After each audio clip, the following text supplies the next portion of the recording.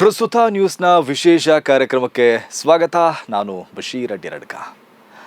ದಾವಣಗೆರೆಯ ಉಪಚುನಾವಣೆಯ ಕಾಂಗ್ರೆಸ್ ಬಿಕ್ಕಟ್ಟು ಮುಸ್ಲಿಂ ನಾಯಕತ್ವಕ್ಕೆ ಅಪಾಯ ತಂದೊಡ್ಡಿದೆಯಾ?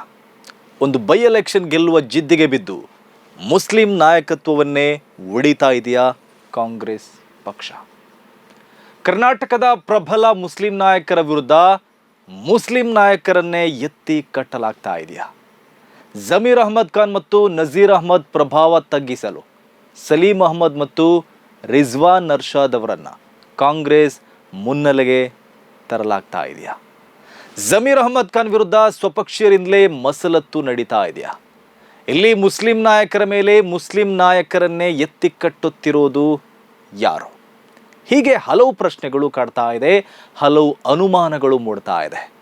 ಕೆಲ ದಿನಗಳಿಂದ ನಡೆದಿರುವ ಬೆಳವಣಿಗೆ ಮತ್ತು ಮುಸ್ಲಿಂ ಮುಖಂಡರ ನಡೆ ನುಡಿಗಳನ್ನು ಗಮನಿಸುವಾಗ ಇಂತಹ ಅನುಮಾನಗಳು ಕಾಡೋಕೆ ಶುರುವಾಗಿದೆ.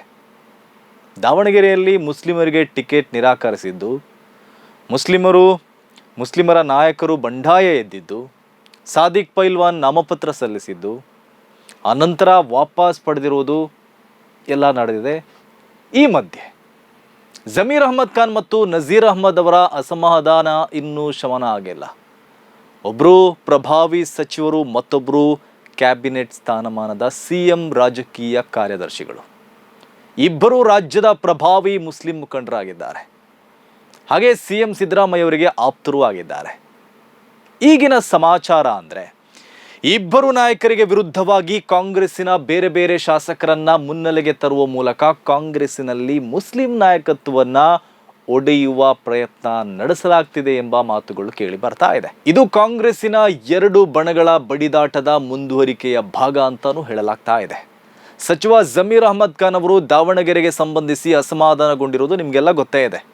ದಾವಣಗೆರೆ ದಕ್ಷಿಣದಲ್ಲಿ ಮುಸ್ಲಿಮರಿಗೆ ಟಿಕೆಟ್ ಕೇಳಿದ್ದಕ್ಕೆ ಜಮೀರ್ ಅಹ್ಮದ್ ಖಾನ್ ಯಾರು ಅಂತ ಸಚಿವ ಶಾಮನೂರ್ ಮಲ್ಲಿಕಾರ್ಜುನ್ ಪ್ರಶ್ನೆ ಮಾಡಿದ್ರು. ದಾವಣಗೆರೆ ಬಗ್ಗೆ ತಲೆ ಹಾಕಿದ್ರೆ ಸರಿ ಇಲ್ಲ ಅಂತಾನೂ ಹೇಳಿದ್ರು.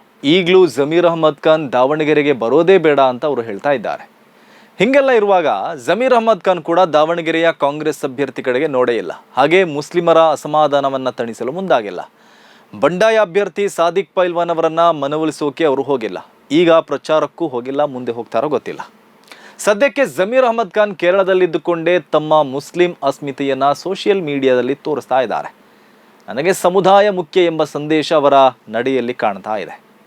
ಹೀಗಿರುವಾಗ ಇಲ್ಲಿ ಕಾಂಗ್ರೆಸ್ ಒಳಗೆ ಮುಸ್ಲಿಂ ನಾಯಕತ್ವವನ್ನು ಒಡೆದು ಜಮೀರ್ ಅಹ್ಮದ್ ಖಾನ್ ಮುಂದೆ ಪರ್ಯಾಯ ನಾಯಕನನ್ನು ತಂದು ನಿಲ್ಲಿಸುವ ಪ್ರಯತ್ನಗಳಾಗ್ತಾ ಇದೆ ಎಂಬ ಮಾತುಗಳು ಕೇಳಿ ಬರ್ತಾ ಇದೆ.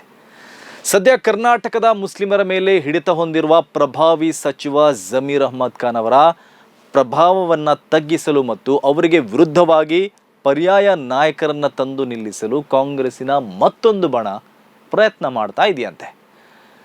ಅದಕ್ಕೆ ಅವರು ದಾವಣಗೆರೆ ಬೈ ಎಲೆಕ್ಷನ್ ಅನ್ನೇ ಬಳಸಿಕೊಂಡಿದ್ದಾರೆ. ಜಮೀರ್ ಅಹ್ಮದ್ ಖಾನ್ ಅವರ ಬಂಡಾಯ ನಡೆಯನ್ನೇ ಮುಂದಿಟ್ಟುಕೊಂಡು ಮತ್ತೊಂದು ಬಣ ಈ ಕೆಲಸ ಮಾಡ್ತಾ ಇದೆಯಂತೆ. ಜಮೀರ್ ಅಹ್ಮದ್ ಖಾನ್ ಅವರಿಗೆ ಸಾದಿಕ್ ಪೈಲ್ವಾನ್ ಅವರನ್ನ ಮನವೊಲಿಸುವ ಜವಾಬ್ದಾರಿ ಕೊಟ್ಟಿದ್ರು. ಜಮೀರ್ ಅಹ್ಮದ್ ಅವರು ಪೈಲ್ವಾನ್ರನ್ನ ಮನವೊಲಿಸುವ ಕೆಲಸ ಮಾಡಿಲ್ಲ. ಆ ಮೂಲಕ ಶಾಮನೂರು ಕುಟುಂಬದ ಸಮರ್ಥಗಿಂತ ನನಗೆ ಸಮುದಾಯ ಮುಖ್ಯ ಎಂಬ ಸಂದೇಶವನ್ನು ಅವರು ಕೊಟ್ಟಿದ್ರು. ಜಮೀರ್ ಅಹ್ಮದ್ ಖಾನ್ ಅವರ ಸಮುದಾಯ ಪ್ರೇಮವೇ ಈಗ ಕಾಂಗ್ರೆಸ್ಸಿನ ದೊಡ್ಡ ನಾಯಕರಿಗೆ ಕಣ್ಣು ಕುಕ್ಕಿದೆ. ಅದಕ್ಕಾಗಿ ಅವರು ಜಮೀರ್ ಬದಲಿಗೆ ಇನ್ನಿಬ್ಬರು ಶಾಸಕರಾದ ಸಲೀಂ ಅಹ್ಮದ್ ಮತ್ತು ರಿಜ್ವಾನ್ ಅರ್ಷಾದ್ ರವರನ್ನ ದಾವಣಗೆರೆಗೆ ಕಳಿಸಿದರು. ಪೈಲ್ವಾನ್ ಅವರ ಮನವೊಲಿಸಿ ಅವರನ್ನು ಬೆಂಗಳೂರಿಗೆ ಕರೆಸಿ ನಾಮಪತ್ರ ವಾಪಸ್ ಪಡೆಯುವಂತೆ ಮಾಡಿದರು. ಜಮೀರ್ ಅಹ್ಮದ್ ಖಾನ್ ಅಸಮಾಧಾನಗೊಂಡಿರುವಾಗಲೇ, ನಜೀರ್ ಅಹ್ಮದ್ ಹಿಂದೇಟು ಹಾಕಿರುವಾಗಲೇ ಇವರಿಬ್ಬರು ರಂಗಕ್ಕಿಳಿದು ಕೆಲಸ ಮಾಡಿದ್ದಾರೆ. ಅಂದರೆ ಇವರಿಬ್ಬರನ್ನ ದೊಡ್ಡ ನಾಯಕರೇ ರಂಗಕ್ಕೆ ಇಳಿಸಿದ್ದಾರೆ ಅನ್ನೋದು ಸ್ಪಷ್ಟ ಆಗತ್ತೆ. ಸ್ವತಃ ಸುರ್ಜೇವಾಲಾ ಅವರ ಸೂಚನೆಯ ಮೇರೆಗೆ ಸಲೀಂ ಅಹ್ಮದ್ ಮತ್ತು ರಿಜ್ವಾನ್ ಅರ್ಷಾದ್ ತಮ್ಮ ಕಾರ್ಯಾಚರಣೆ ಮಾಡಿದ್ದಾರಂತೆ. ಆ ಮೂಲಕ ಜಮೀರ್ ಅಹ್ಮದ್ ಖಾನ್ ಅವರ ಮುಸ್ಲಿಂ ನಾಯಕತ್ವದ ಮುಂದೆ ಇನ್ನಿಬ್ಬರು ಮುಸ್ಲಿಮರನ್ನ ತಂದು ನಿಲ್ಲಿಸುವ ಪ್ರಯತ್ನ ಆಗಿದೆ. ಇದೀಗ ಪರಿಷತ್ ಸದಸ್ಯ ಸಲೀಂ ಅಹ್ಮದ್ ಅವರು ಜಮೀರ್ ಅಹ್ಮದ್ ಖಾನ್ ವಿರುದ್ಧ ಮಾಧ್ಯಮದಲ್ಲಿ ಬಹಿರಂಗವಾಗಿ ಅಸಮಾಧಾನ ವ್ಯಕ್ತಪಡಿಸಿರುವುದನ್ನು ನೋಡಿದರೆ ಕಾಂಗ್ರೆಸ್ಸಿನಲ್ಲಿ ಮುಸ್ಲಿಂ ನಾಯಕತ್ವದ ಬಣಗಳು ನಿರ್ಮಾಣ ಆದಂತಿದೆ. ಮೊದಲಿಗೆ ಸಾದಿಕ್ ಪೈಲ್ವಾನ್ ಅವರು ನಾಮಪತ್ರ ವಾಪಸ್ ಪಡೆಯುವ ಸುದ್ದಿಗೋಷ್ಠಿಯಲ್ಲಿ ಡಿ ಕೆ ಶಿವಕುಮಾರ್ ಅವರು ಜಮೀರ್ ಅಹ್ಮದ್ ಖಾನ್ಗೆ ಚುಚ್ಚುವ ರೀತಿಯಲ್ಲಿ ಪರೋಕ್ಷವಾಗಿ ಮಾತನಾಡಿದರು. ಸಾದಿಕ್ ಪೈಲ್ವಾನ್ ಅವರನ್ನು ಮನವೊಲಿಸುವ ಹೊಣೆಯನ್ನು ನಾವು ಯಾರಿಗೆ ಕೊಟ್ಟಿದ್ವೋ ಅವರು ಆ ಕೆಲಸ ಮಾಡದೆ ಕೇರಳಕ್ಕೆ ಹೋಗಿದ್ದಾರೆ ಅಂತ DKಶಿ ಚುಚ್ಚು ಮಾತನಾಡಿದರು.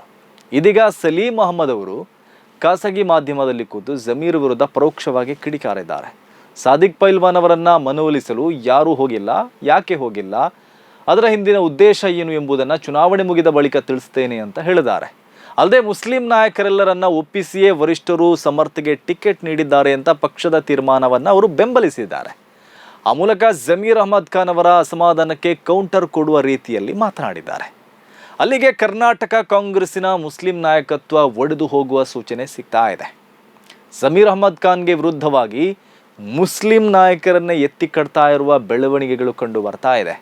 ಚುನಾವಣೆ ಗೆಲ್ಲಲು ಶಕ್ತಿ ಇಲ್ಲದವರು, ಸಮುದಾಯದ ಮತಗಳನ್ನು ಸೆಳೆಯಲು ತಾಕತ್ತಿಲ್ಲದ ಸೋಕಾಲ್ಡ್ ನಾಯಕರು ಮುಸ್ಲಿಂ ಸಮುದಾಯದ ಪ್ರಭಾವಿ ಸಚಿವರ ವಿರುದ್ಧವಾಗಿ ಮಾತಾಡೋಕ್ಕೆ ಶುರು ಮಾಡಿದ್ದಾರೆ ಅಂದರೆ ಒಳಗೊಳಗಡೆ ಏನೋ ಮಸಲತ್ತು ನಡೀತಿದೆ ಅನ್ನೋದು ಸೂಚಿಸ್ತಾ ಇದೆ. ಶಾಸಕರು ತೀರಿ ಹೋದರೆ ಆ ಟಿಕೆಟ್ ಅವರ ಕುಟುಂಬಕ್ಕೆ ಅಂತ ಗುಡ್ಡು ಸಂಪ್ರದಾಯವನ್ನ ಸಮರ್ಥನೆಗೆ ನಿಂತಿರುವ ಸೋಕಾಲ್ಡ್ ಮುಸ್ಲಿಂ ಮುಖಂಡರ ವಾದವನ್ನ ಕೇಳ್ತಾ ಇದ್ರೆ ಅವರಿಗೆ ಸಮುದಾಯಕ್ಕಿಂತ, ಸಮುದಾಯದ ಸ್ವಾಭಿಮಾನಕ್ಕಿಂತ ತಮ್ಮ ಸ್ವಹಿತಾಸಕ್ತಿಗಳೇ ಮುಖ್ಯ ಆಗಿರಬಹುದು ಅಂತ ಅನಿಸ್ತಾ ಇದೆ. ರಾಜಕಾರಣದ ಒಡೆದಾಳುವ ನೀತಿಗೆ ಕಾಂಗ್ರೆಸ್ಸಿನ ಕೆಲ ಸೋಕಾಲ್ಡ್ ನಾಯಕರು ಬಲಿಯಾಗ್ತಾ ಇರುವಂತೆ ಕಾಣ್ತಾ ಇದೆ. ಅವರು ಈಗ ತಮಗೆ ಸಮುದಾಯದ ನಾಯಕತ್ವ ಪಟ್ಟ ಸಿಗಬಹುದು ಎಂಬ ಕನಸಿನಲ್ಲಿರ್ಬೋದು. ಆದರೆ ಸಮುದಾಯ ಮತ್ತು ಸಮುದಾಯದ ಹಿತರಕ್ಷಣೆಗಿಂತ, ಸಮುದಾಯದ ಸ್ವಾಭಿಮಾನಕ್ಕಿಂತ ಯಾರಿಗೆ ಪಕ್ಷ ಮುಖ್ಯವಾಗುತ್ತೋ ಅವರೆಂದೂ ಸಮುದಾಯದ ನಾಯಕರಾಗಲ್ಲ. ತಾನು ಲೀಡರ್ ಅಂತ ಬೋರ್ಡ್ ಹಾಕಿ ಓಡಾಡಿದ್ರು ಅವರನ್ನು ಯಾವ ಸಮುದಾಯವೂ ಲೀಡರ್ ಅಂತ ಒಪ್ಪಿಕೊಳ್ಳಲ್ಲ. ಇದನ್ನು ಕಾಂಗ್ರೆಸ್ಸಿನ ಕೆಲ ಮುಸ್ಲಿಂ ನಾಯಕರು ಅರ್ಥ ಮಾಡಿಕೊಂಡ್ರೆ ಒಳ್ಳೆಯದು. ಹಾಗೆ ದಾವಣಗೆರೆಯ ಮುಸ್ಲಿಮರಿಗೆ ಈ ಸಲ ಕಾಂಗ್ರೆಸ್ ಒಂದೇ ಆಯ್ಕೆಯಲ್ಲ, ಅವರಿಗೆ ಪರ್ಯಾಯ ಆಯ್ಕೆಗಳು ಇದೆ. ಕೆಲವರ ಸ್ವಹಿತಾಸಕ್ತಿಗೋಸ್ಕರ ಅಲ್ಲಿನ ಮುಸ್ಲಿಮರು ಕಾಂಗ್ರೆಸ್ಸಿಗೆ ಜೋತು ಬೀಳಬೇಕಾದ ಅವಶ್ಯಕತೆ ಏನೂ ಇಲ್ಲ. ಇಲ್ಲಿಯವರೆಗೆ ಅಲ್ಲಿ ಯಾರು ಗೆಲ್ಲಬೇಕಂತ ಮುಸ್ಲಿಮರೇ ನಿರ್ಧರಿಸ್ತಾ ಇದ್ರು. ಈ ಸಲ ಅಲ್ಲಿ ಯಾರು ಸೋಲ್ಬೇಕಂತ ಮುಸ್ಲಿಮರೇ ನಿರ್ಧಾರ ಮಾಡ್ತಾರೆ. ಹಾಗಾಗಿ ದಾವಣಗೆರೆಯ ಮುಸ್ಲಿಮರ ಅಸಮಾಧಾನಕ್ಕೆ ಸಂಬಂಧಿಸಿ ಸಲೀಂ ಅಹಮದ್ ಅವರಿಗೆ ಏನೇ ಹೇಳೋದಿದ್ರು ಈಗ ಹೇಳೋದು ಉತ್ತಮ. ಅದನ್ನು ಹೇಳೋಕೆ ಚುನಾವಣೆ ಮುಗಿಯೋ ತನಕ ಕಾಯಬೇಕಾಗಿಲ್ಲ. ಈಗ ಹೇಳಬೇಕಾಗಿರೋದನ್ನು ಆಗ ಹೇಳಿಯೂ ಪ್ರಯೋಜನ ಇಲ್ಲ. ಹಾಗಾಗಿ ನಿಮಗೆ ಏನೇ ಹೇಳೋದಿದ್ರು ಅದನ್ನು ಈಗಲೇ ಹೇಳಬೇಡಿ. ಅದರ ಬಗ್ಗೆ ಏನು ನಿರ್ಧಾರ ಮಾಡಬೇಕಿದೆ ಅನ್ನೋದನ್ನು ಮುಸ್ಲಿಂ ಸಮುದಾಯಕ್ಕೆ ಬಿಡಬೇಡಿ. ಇದು ಇವತ್ತಿನ ಪ್ರಸ್ತುತ ನ್ಯೂಸ್ ವಿಶೇಷ. ಸುದ್ದಿಗಳ ವಸ್ತುನಿಷ್ಠ ವಿಶ್ಲೇಷಣೆಗಾಗಿ ನೋಡ್ತಾ ಇರಿ ಪ್ರಸ್ತುತ ನ್ಯೂಸ್.